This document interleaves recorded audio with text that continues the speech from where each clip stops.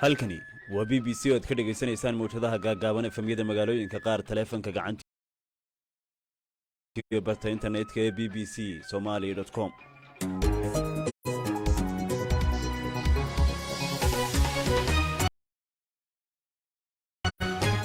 subax wanaagsan idil ahaantiinba meel kastoo aad nagala socotaan waa maalin khamiisa bisha abriil 7 sanadku waa 2022 goorshoogtu waa 7 subaxnimo gowa wararkaanu maalinkan maanta idin haynana waxaa ka mid ah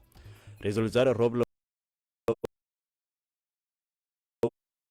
uu qabtay inuu dalka kaga baxo 48 saac wakiilkii gaarka ahaa ee midowga Afrika u qaabilsanaa Soomaaliya xilli go'aankaas madaxweyne Farmaajo dhankiisa isna ka hor yimid qayb ka mid ah gobolka Shabeelle dawlad deegaanka oo laga cabanayo daanyeer weerar ah oo dadkii iyo reerihii ka agdhawaa goobaha uu joogo la diriraya tan waa haysato dhibaatadaas oo ka mid ka tahay taqaanay xayawaanka loo daanyeerka aad ma garaswada walaal xoolihii nag buu ka dhigay ciyaalkii buu soo weerarayaa maadaama meeshan degan walaal meel ceel oo ma taqaanaa marka hore la cabiyay ahayd oo أنا أدرس لنا مركز هذا معلومة ضمبي شاشين هذا نقطة هذه ما تقنع عنا نقطة وحنا نتوكس برا طبعا الناس ولا عنا مقالة ما تقنع ولا هذا هو دود حقوق آدمها وكباقين عيدا نبضي على النيل لقي قبل كتكري دنداوي شيخ كوعان بحي قصيدوين كان بأمان كون ورئيس سجارة يدين كاينو يقضي بكرة وكسابسان سومالي دي عالم كعيارهنا كميدهين برنامجك هو حصو صاري عبد الرحمن حاج عدو أنا قوى عبد الرحمن علي دنبيل هنا وأنا دي لسعود سينا يا خياري سبح ونأكسن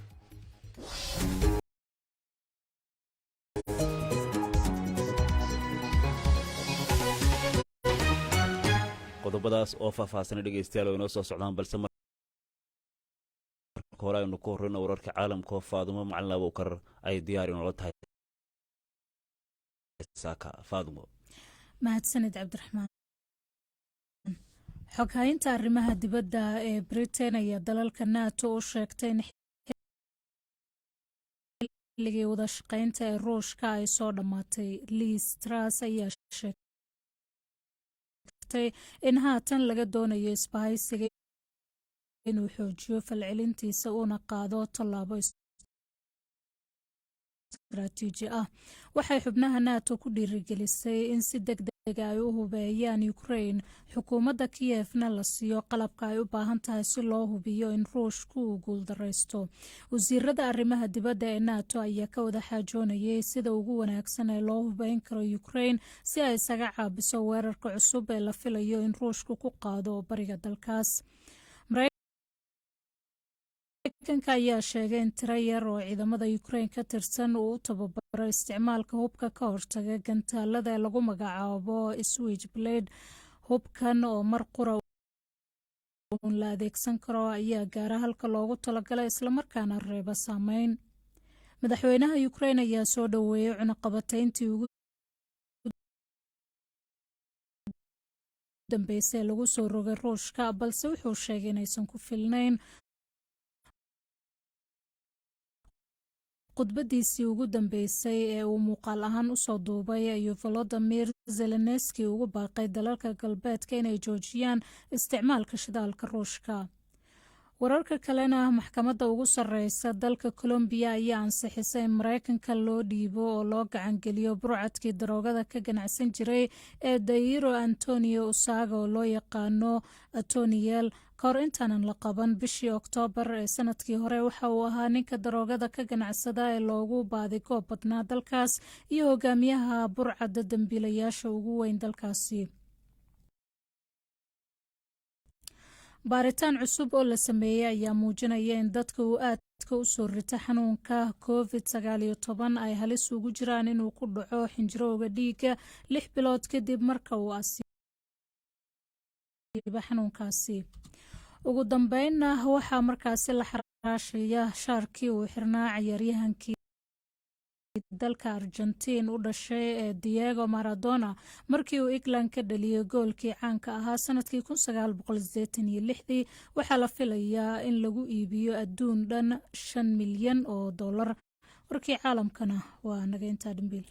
aad bay mahadsantahay Faadumo Macalin Abuukar nala socodsiinaysa wararka caalamka ee BBC-da ee dhegeystayaal u diyaar garooba idaacaddeenii subaxnimo oo faahfaahsan.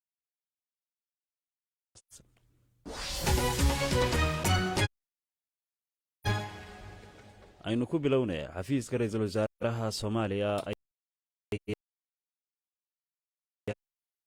muddo 48 saacadood gudahooda u qabtay inuu dalka kaga baxo wakiilkii gaarka ahaa ee u qaabilsanaa midowga Afrika Soomaaliya Francisco Madera sida lagu sheegay warqad xalay xilli dambe ka soo baxday xafiiskaas. wakiilka ayaa war-saxaafadeedkaas lagu sheegay inaan dalkan laga rabin iyadoo lagu eedeeyey inuu ku lug yeeshay arrimo ka baxsan shaqadii uu halkaasi ugu sugnaa. ra'iisul wasaaraha ayaana midowga Afrika ka codsaday inay u yeedhaan wakiilkooda iyagoo u hoggaansamaya go'aankiisa soona dhoweeyey la shaqaynta hoggaan cusub oo ay magacaabi doonaan sida uu hadalka u dhigay. dhinaca kale in yar ka bacdi warkaas xafilla Soomaaliya ayaa baahisay war-saxaafadeed kale oo ka duwan oo ka hor imanaya go'aanka caadhinta ee ra'iisul wasaare Roble. madaxweynaha ayaa bogaadiyey doorka nabad ilaalineed ee midowga Afrika isagoo intaasi sii raaciyey inaanay jirin ogolaansho uu bixiyey oo tallaabo lagaga qaadayo Danjire Madera aanuna waxba kala socon warka ka soo baxay xafiiska ra'iisul wasaaraha isagoo amray madaxweynuhu wasaaradda arrimaha dibadda in go'aankaas ay gaadhsiiso xafiiska midowga Afrika inaanay u dhammayn isla sidoo kalena aanu ra'iisul wasaaruhu lahayn awoodda uu keligii ku gaari karo go'aankaas. waa sida hadalka ay u dhigeen madaxtooyaduna maaha markii u horreysay ee xafiiska ra'iisul wasaaraha Soomaaliya kan madaxtooyadu ay isku khilaafaan go'aamo ka soo baxay xafiisyadooda. waxaase arrintani ay u muuqataa khilaaf cusub oo hor leh xilli dalku maraya xaal doorasho taas oo dhowr jeer oo hore dib u dhacday. bal haddaynu eegno qodobka qaar ka mid a dhegeystayaasheenna oo aragtidooda noo soo mariyey barta aanu ku leenahay Facebooka. dhegeyste lagu magacaabo Maxamuud Mukhtaar Gaadi oo Mandheero ka soo qoray wuxuu ra'iisul wasaaraha Soomaaliya 48 saac u qabtay wakiilka gaarka midowga Afrika qaabilsan Soomaaliya inuu dalka uga baxo xilli madaxweynuhuna go'aankaas ka hor yimi. runtii waa arrin kale oo warwarkeeda leh. amarada isburinaya ee labada xafiis waxay xagaldaacinayaan buuri howlaha socda ee doorashooyinka iyo jiritaanka dowladda Soomaaliya. kuwaas waxay ahaayeen qaar ka mid a dhegeystayaasheena oo aragtidooda noo soo mariyey bartaan ku leenahay Facebooka. haatanna Pentagonka ayaa sheegay in ciidamada Ruushku ay gebi ahaanba ka baxeen caasimadda Ukraine ee Kiev. wasiirada arrimaha dibadda NATO ayaa maanta kulan ay uga arrinsanayeen sida ugu wanaagsan ee dalka Ukraine loo caawin lahaa ayaa ay kaga hadleen halka uu marayo xaalkii u dambeeyay. ra-iisul ku-xigeenka ee Ukraine ayaa ugu baaqay shacabka ku nool gobolada bariga ee ka mid yihiin Kharkiv iyo Luhansk inay ka baxaan maadaama laga cabsi qabo in Ruushku weerar kale uu ku soo ekeeyo magaalooyinkaas. haddaba wararkii u dambeeyey waxaynu hayo haatan stuudiyaha igula sugan Cabdiraxmaan Xaaji Xadow. Cabdiraxmaan. dhimbiil kumanaan shacaba ayaa bilaabay inay gobolka Donbass ka qaxaan iyagoo ka cabsi qabo dagaal ballaadhan inuu bariga Ukraine uu Ruushka ku soo qaado. mas-uuliyiinta Ukraine waxay shacabka deegaankaasi ugu baaqeen in ay markaa fursadda ay ka faa'iidaystaan oo halkaa ka baxaan. ciidamada ruushka ayaa qorsheynaya inay hareereeyaan ciidamada ukrain si ay gebi ahaanba gobolka donbas gacanta uga dhigaan. maraykanka wuxuu sheegay ciidamada ruushka inay ka baxeen deegaano ka tirsan Kiev iyo weliba Chernihiv maadaama ay rabaan dagaalka xoogiisu inay u leexiyaan bariga Ukraine. hay-adda qeyrta casna waxay qaxooti gaadhaya 1,000 oo reer Ukraine ah ay ka soo saartay magaalada dekada ee hareereysan ee Mariupol. mas-uuliyiinta magaalada Hostomel waxay sheegeen in lala yahay 400 oo qof oo halkaa ay jaan iyo cirib dhigeen lala yahay. Hostomel oo ay ciidamada ruushka cagta sii mariyeen xilligii ay ku sii jeedeen Kiev iyada oo markaa marina u ah Bucha iyo Irpin. madaxweynaha Ukraine Volodymyr Zelensky wuxuu cambaariyay cunaqabataynta ruushka la saaray isaga oo sheegay kuwa jilicsan oo Moscow ku dhiiragelinaya in ay weerarka sii wado. cabdiraxmaan qorooyinka beesha caalamku bal falcelintooda ilaa ay haatan sida wax u socdaan. cabdiraxmaanow wadamo dhowra ayaa falcelin weli ka wada dagaalka Ukraine iyo ruushka u dhexeeya. maraykanka oo cunaqabatayn cusub saaray ruushka iyo Putin wuxuu markaasi gaar ahaan si gaar u beegsaday labadiisa gabdhood. maraykanka iyo Britain waxay amar ku bixiyeen in la hakiyo hantida bangiga Sberbank, bangigaasi oo kan ruushka ugu weyn. midowga Yurubna waxay ka arisanayaan cunaqabataynada kale ee ruushka ay saari lahaayeen. madaxweynaha ruushkana wuxuu sheegay cunaqabatayn kasta oo dalkiisa la saaro inuu yahay mid uu u horeeyo xorriyadda dalka. ugu dambeyntiin cabdiraxmaan oo qaramada midoobeyna waxaa la filayaa in ay maanta u codeyso in ruushka laga saaro golaha xuquuqda xubinnimada, golaha xuquuqda aadanaha qaramada midoobey iyo in kale. aad buu mahadsan yahay. kaas waxa waa cabdiraxmaan xaaji cadow oo nala socodsiinaya xogtii u dambeysay ee xaaladda ka taagan Ukraine. BBC waxaad ka heli kartaa wararkii ugu dambeeyay ee Soomaaliya iyo caalamka oo dhan maalin walba. haatanna inkastoo deegaamada Soomaalida qaarkood ay ka dayeen roobab, haddana waxaa weli jira meelo badan oo saameynta abaartu ay ku ba'an tahay. roob la'aan iyo bayaarina ay dadka isu raaceen. meelahaas waxaa ka mid ah qaybo ka tirsan gobolka Mudug ee caasimadiisu tahay Gaalkacyo. wariyaha BBC-da ee Maxamuud Cabdicasiis ayaa booqday deegaamadaas oo warbixintan inooga diyaariyay. deegaanka meeshaan waa abaartan ugu qabato ma socono meeshaan iska hawaarin. waxay hoos fadhiyaan harka geedka oo qorraxda ay uga gabanayaan. caanood waxay halkan ku haysaa carruurta gabadheeda oo baad iyo biyo u raadisay. mana oga inay soo heli doonto in kale. waxaa saamaysay abaartii ku dhufatay deegaanka Qoorasayn ee koonfurta Gaalkacyo. dunyadoodina waxba kama harin. waxba ma harin. bilo badan intay abaartu socotay.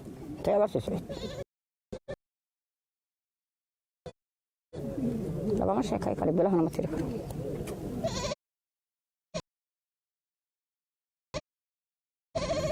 culayska hadda idinku weyn waa biyaha miya? biyo iyo baadba la cuno. biyo iyo cunanku way iswadaan. dadka deegaanadan ayaa caanood la qaba saamaynta abaarta. waxaa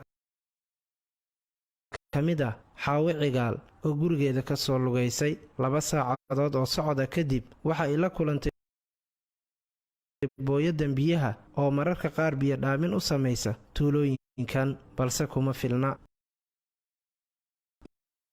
hal booyad ma ku filna. baraaga buuxa oo ilaahay xareedda ilaahay u buuxiyay ay culin waaya dadkan soo daayeen. booyad marka kaligeed la soo dhaamiyay oo konta fuusta qaada ma ku filna. ilaahay wax ku filan ka rajeynayna. dhibaato nuugu weyn oo nuugu daran waxa waay ceel la'aan, matoor la'aan. lacala haddii meeshaan matoor ka midnaan lahaa la qoorsan jeexo aagaas waxaas leeyahay xoolaha sida geela, ariga waxa kala soo cali waa ku soo aroori lahaayeen. waxa kalena booyadii loo shubaa waa deeqi lahayd is leeyahay.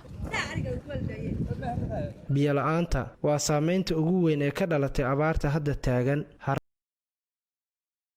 raadka waa xaaladda ugu ba'an ee la soo warinayo. muxuu maamulka deegaanka ka qabtay? cabdiraxmaan sheekh xasan waa maayarka magaalada Gaalkacyo ee Galmudug. runtii dadaalo badan baa samaynay oo isku jira qayladhaanta humanitarianka u dirnay contribution aaska maamulaan hoggaan aan ka ahayn oo aan ugu talagalnay ceelal in lagu qodo sababta meelaha qaar booyaddu waxay gaartay konton qaada ah $700 $800 suurtagal ma xataa hay'adaha humanitarian ay geyso marka waxaa jiray contribution aan bulshada u dhex galnay oo ilaa 3 barood ah 3 ceel hadda ugu soo diyaarinay oo midkii koowaad uu qodaalkiisa socdo laba kalena la sugayo insha Allah inay dhawaan bilowdaan duleedka magaalada Gaalkacyo dadkii abaarta xoolahooda ka soo dhameysay ayaa halkan ka samaysanaya xerooyin cusub si ay uga helaan baad iyo biyo magaalada Gaalkacyo halka kuwa kalentana ay dulsaar ku noqdeen dad hore u soo barakacay salaada iyo caruurteedu waxa ay ka mid yihiin dadka ay dantu ka soo kaxaysay deegaankii ay ku dhaqnaayeen intii dunyo u harsanaydna cidla ayay kaga yimaadeen abaar baa meeshaana keentay meel dohyar la yiraahdo waxaan haysanay uga soo kacnay abaar baa marka wax yar baa ka haray wixii yar ka ahaana ayagoo guriga hortiisa taagtaagan baa noogu dambeysay qoysaska waxa ay ku nool yihiin duruuf aad u adag xilligan bisha ramadaanna waxay aad ugu sii baahan yihiin gargaar degdeg ah maxamuud abdicasiis BBC muqdisho aad buu u mahadsan yahay maxamuud cabdicasiis oo warbixintaasi inoo soo diray sidaynu horeba u sheegnay abaarta ka taagan deegaamada soomaalida ayaa ah mid abuurtay xaal dadka iyo dunyaduba qarka u fuuleen xaalad adag deegaanka soomaalida ee dalka Itoobiya sanadkan waxa uu ka mid ahaa meelihii sida daran looga dareemay saameynta abaarta waxaana xaaladaasi keentay in xayawaan badan oo kolkii hore aan dhib badan u geysan jirin dadka ay hadda la soo baxeen dabeecado cusub kuwaas oo qaarkood si joogta ay u weerarayaan reerihii deegaanka iyo goobihii dadku kaag dhowaa dadka ku dhaqan degmada Cadaadle ee gobolka Shabeelle waxay sheegeen inay qaati ka taagan yihiin daanyeer weerar ah oo gaadhsiiyay khasaare badan Ismaaciil Burgaabo ayaa warbixintan ka diyaariyay mashaqada ka dhex taagan dadkaas iyo daanyeerka tani waa mid ka mid ah wajiyada abaarta ee ka turjumaya darnaanta saameynta abaartan ee ku reebtay deegaanta xoolo dhaqatadii duunyadii iyo xayawaankii kale ee ku noolaa tuulada Balaf ee degmada Cadaadle oo in ka yar 5 kiiloomitir u jirta xarunta degmadaasi ee magaalada Buulaxagar wali shacabka tuuladaasi kama aysan hayaabin oo waxa ku nagayay guryahooda ceel ku yaala aagaasi oo hadda sii guraya ka sokow cunno iyo biyo yaraanta laga dhaxlay abaartan waxay bulshada ku dhaqan tuuladaasi ka cabanayaan daanyeero ay abaartu bahalaysay oo maqasha ariga iyo dhallaanka weerar ku ah sida BBC-da uu sheegay Xasan Maxamed Caataye oo kamid ah dadka ku nool tuulada Balaf ee degmadaasi Cadaadle tan haysato dhibaatadaas oo kamid ka tahay taqaanay xayawaanka loo daanyeerka aad noo dhibay ma garas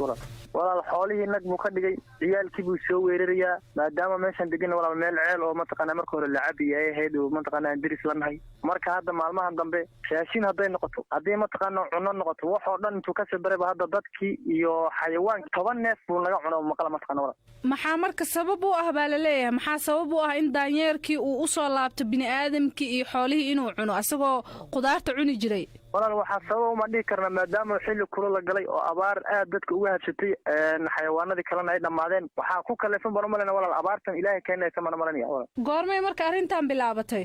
muddo hadda walaal 4 bilood ah inta abaarta jilaalka meesha ugu xun la marayay ilaa bisha Maarso wanaag xaalada haatan uu joogaa subaxdii markii waaga bariyo xaafad kasta 2 ruux baa loo yeedhiyaa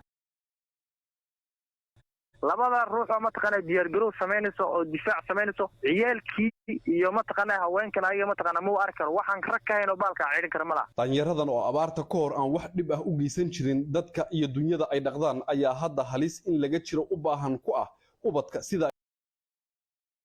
inoo sheegtay ayaan Cabdiqani oo ah hooyo 3 caruur leh oo ku nool tuuladaasi Balaf ee degmada Cadaadle daanyarka dhib weyn buu nagu hayaa in ciyaalka hoosta nagala baxeen taagan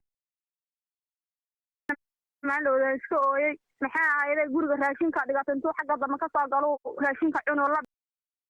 bixi waan eriyo keligay baa marka hore guriga ku ahaa marka aad baan ugu dhibaataysana daanyeerka inuu ciyaalka igala tagan yaan taaganahay midda kale ceelka uu ku xaaray ceelkiina ayagana calool xanuun bay ciyaal ka qaadeen aad baan ugu rafaasana meesha wuxuu cunuu raadinayaa maalin dhaweyto 2 baraar ah oo meesha ku xaraysnaa qafku madaxa ka ruugay anaa ugu imid haddana maalintii dambe waxar buu cunay adigu 10 way dhanta intuu naga qabo maqash abaarta sanadkan oo ah tii ugu xumeed ay wajahaan shacabka raacatada u badan ee ku dhaqan dowladda deegaanka Soomaalida ayaa saameyn ah in dhaqankoodii ay bedelaan ku keentay dadka iyo dunyada iyadoo badi degmooyinka gobolka Shabeellana uu soo wali ka curan roobkii guga oo toddobaadyadii soo dhaafay si weyn loo naawilayay Ismaaciil Ibraahim Burgabo BBC aad u mahadsan Ismaaciil balaynu eegno dhageystayaasha iyo waxa ay ka yiraahdeen dagaalka ka dhex taagan dadka iyo daanyarka dhageyste lagu magacaabo Maxamed Deeq Dawlad oo ka soo qoray magaalada Bombaaso ee duleedka Jigjiga wuxuu yiri qaybo ka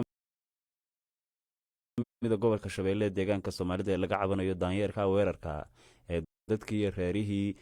soo weeraraya waa arrin culays badan wata waxaase loo baahan yahay in laga ilaaliyo bal caruuraha dhageysta kale oo isna lagu magacaabo Cabdiwaaxid Maxamed Haaruun oo ka soo qoray luuq ganaane wuxuu yiri qayb ka mid ah gobolka Shabeelle dowlad deegaanka ee laga cabanayo daanyarka weerarka waxay ila tahay arintani waa mid la xiriidha xaaladda adag ee ka jirta deegaanada waxaana ugu baaqayaa buuri dadka deegaanku inay sameeyaan iska caabin si ay uga badbaadaan halista kaga iman karta daanyaradaasi kuwaasi waxay ahaayeen qaar ka mid ah dhageystayaasheena oo aragtooda noo soo mariyay bartaanu ku leenahay Facebook dhageysta dabcan adiguna haddii aad aragti ka qabto qodobada aanu ku soo tabinay idaacadahayaga waxaad nagula wadaagi kartaa baraha bulshada aanu ku leenahay gaar ahaan Facebooka Twitterka iyo meelaha kale la midka haatan bariga Afrika saacadu waxay sheegaysaa 7:17 daqiiqo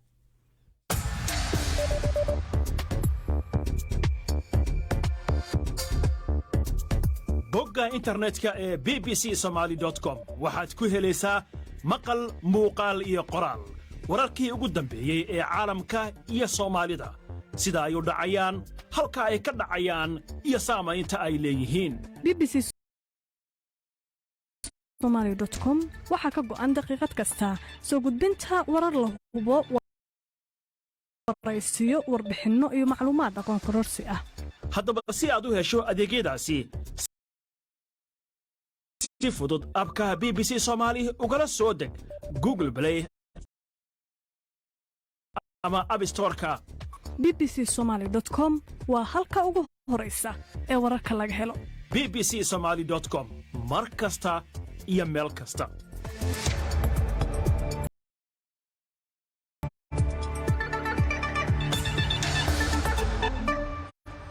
haatanna ururada u dooda xuquuqda aadanaha ee lagu kala magacaabo Amnesty International iyo Human Rights Watch ayaa dalbaday in ciidamo nabad ilaalin ah oo ka socda midowga Afrika laga howlgeliyo galbeedka deegaanka Tigray labadan urur ee u dooda xuquuqda aadamaha ayaa codsigooda soo jeediyay xilli ay soo bandhigayeen warbixin ku saabsan dembiyada ay sheegeen inay ka dhaceen galbeedka Tigray waxayna ururada xuquuqda aadanaha u dooda sheegeen natiijada ka soo baxday baaritaan ay muddo 15 bilood wadeen ay laga maarmaan ka dhigayso ciidamo nabad ilaalin ah oo halkaas laga howlgeliyo haddaba xogta ku saabsan ciidamadaas iyo hay'adahaas waxaa inoo haya Cabdiraxmaan Xaaji Cabdo labada urur waxay maalintii shalay ahayd soo bandhigeen warbixin ku saabsan baaritaan ay 15 bilood wadeen oo la xidhiidhay xadgudubyada ay sheegeen inay ka dhaceen galbeedka Tigray inta uu socday dagaalka waqooyiga Itoobiya ka qarxay waxayna ku baaqeen heshiis kasta oo dhexmara dhinacyada ku dagaalamay waqooyiga dalkaasi in lagu soo daro ciidamo nabad ilaalin oo ka socda midowga Afrika oo labada dhinac ay raali ka yihiin in si degdeg ah loo howlgeliyo waxayna ururada xuquuqda aadanaha u dooda sheegeen ciidamo nabad ilaalin oo laga howlgeliyo galbeedka Tigray inay xaqiijinayso ilaalinta xuquuqda aadanaha gargaar bini'aadanimo in deegaankaasi la gaarsiiyo iyo dadka ay dhibaatada ku habsatay ee deegaanka Tigray ku nool in la gaadho. waxayna intaa ku dareen dhibaatada halkaasi ka dhacday oo ah mid qoto dheer inta xal waara looga helaya in ay ciidamo nabad ilaalin oo dadka rayidka ah ee labada dhinac ku nool ilaaliya la howlgeliyo. Fisaha Takle oo ah cilmi baadhaha arrimaha xuquuqda aadanaha ee Amnesty International u qaabilsan bariga Afrika wuxuu ka warramay sababta ay ciidamo nabad ilaalin in laga howlgeliyo galbeedka Tigray ay u soo jeediyeen.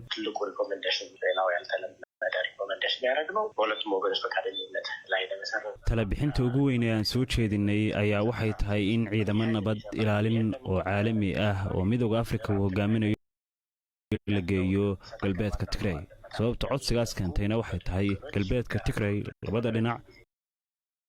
in muddo ay ku muransanaayeen maadaama aan xal waara laga gaadhin sheegashadiina waxaa ka dhashay dagaal dhiig badan uu ku daatay oo sababay inay dhacaan xadgudubyo dhanka xuquuqda aadanaha. marka arrinta galbeedka Tigray xalinteedu maadaama ay adag tahay inta xal loo helayo si dadka rayidka ah ee labada dhinac ku nool loo badbaadiyo waxaa loo baahan yahay in la howlgeliyo ciidamo nabad ilaalineed oo caalami ah ama gobolkaba ka socda.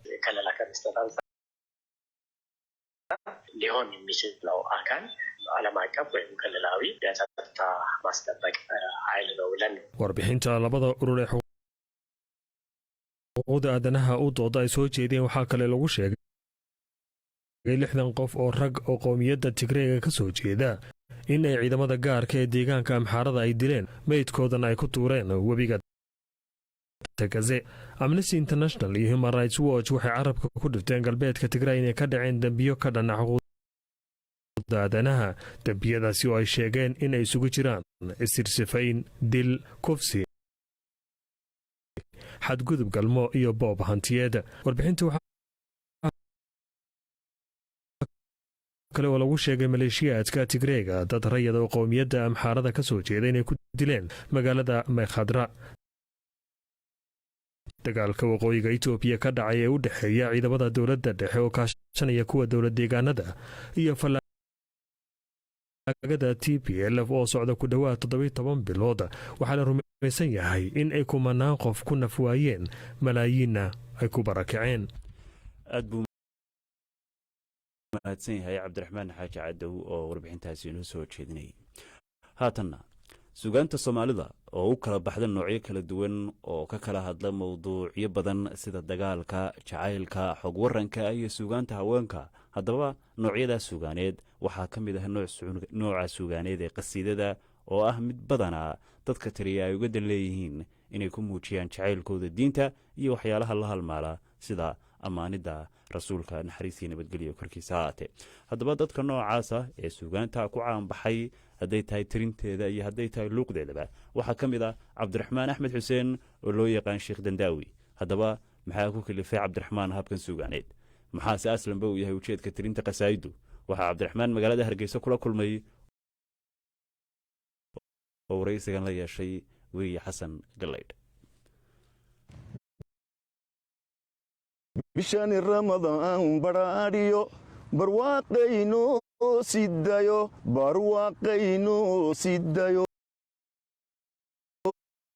bishani raxmad bay la biilatay. waxaan bilaabnay sanadku wuxuu ahaa 1999 aabbahay maqaan buu lahaa oo qasaa'idkii caadiga durmaanka loogu tubi jiray ayaa lagu tumiyey. kadib ayaa nagu dhalatay in aan music aan ku samayno. musigiidee waxay nagu ajburtay in aan wakhti kasti dadkiina aan gaadhsiino iyadoo magaratay durmaankiina wadata musigiina wadata. ma xasuusataa qasiidadii ugu horreysay aad qaado? waxay ahayd waan xasuustaa. waxaa qaada sheekh magaratay reer Jigjiga oo wala walqay qasiidada waayo waxay ahayd yaa rasuulallahi khud biyadi ya habib wallahi khud biyadi yawm al-farqi ruuhi wal jasadi jullana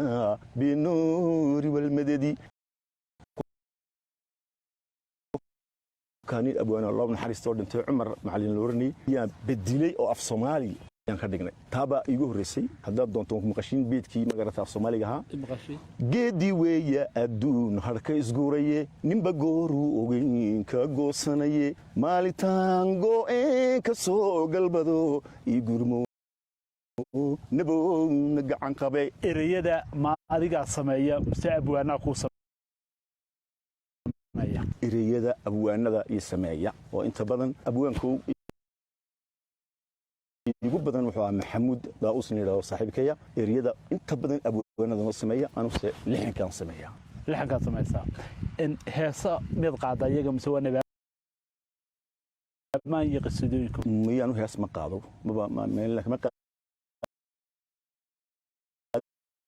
nebi ammaanka baan ku bilaabay iyo qasidooyinka adigan muusig raaciyey culimmada qaar baa aaminsan in muusigaasi uu xaaraan yahay adigu maxaad ka aaminsan tahay anu waxaan ka aaminsanahay zamanka aan soconno iyo wakhtigaan soconno waxaa nagu dhacday in aan durmaankii aan ku tunno de aabayaasheen ka tegin durmaankii aan ku tunno dee dhallinyaradii ma garatay oo inoo soo jeesan weyday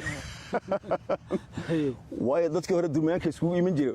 waxaan ka raacnay arrintaana nin waxaa jira caano saami yuusuf la yidhaahdo rag kaloo waxaa jira axmed la yidhaahdo sikiyo magaratay reer soodana oo misiigii dadkii usoo dhex gashay saasaan nagu sajalisay inaan dee misiigaan usoo dhex gelin way jeclaadeen dadkii oka intee leeg bay kuu qaadataa inaad qasiido qaado duubto hal abuurto la xamayso ma 10 sano u dambeeyay mise 10kii horreeyay way 20 sano aan kaga joogaa 10kii horreeyay oo nagu adkeeyay horta waxay ka qaadan jirtay qofka la keeno midhaha والله صدق حبين إلا بس وحين يقادن جرتي لكن طبعا كسنة إمك ضمبه محيق قادتها صدق ساعة لحن كوكله لحن كهسا ميول مديا بس وكدوية تكلاتي مقرتي أنا سكول في السويدار كوكيين سها يو قزايدكو وقتي كستي إن كورسكا الهسهاسي وقدام بيا كورسكو Soomaaliga degeystimooyeen wax kooras la yiraahdo u dambeeya heesaha u dambeeya anagu qazaydahan waan u horeysiina oo kaan u horeysiino mar walba oo biid qaadnana waan soo celinaa kooraska siyaasadu la mid ma huka maadaama xilli rabadaan aynu ku jirno bal qasiido ku saabsan rabadaanta noo qaad marxab ya ramadaan marxab ya ramadaan waya مرحبا بك يا رمضان بشان رمضان براديو برواقينو سيدايو بشان رمضان براديو برواقينو سيدايو برواقينو سيدايو بشان رحمة بيلا بيلتي أيانكو قفكو كوبيغو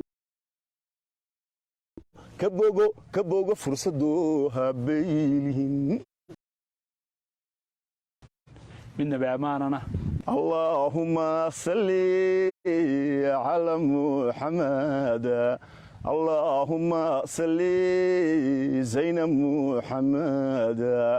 يا سر العلوم يا سر الوجود محمد dhulka oo madow xaq uu yahay dhulka oo madow xaq uu yahay dayixii makaade maalintuu mursoo yidhi jahligii muquunshe ummadii masiiyo muxamadu اللهم صل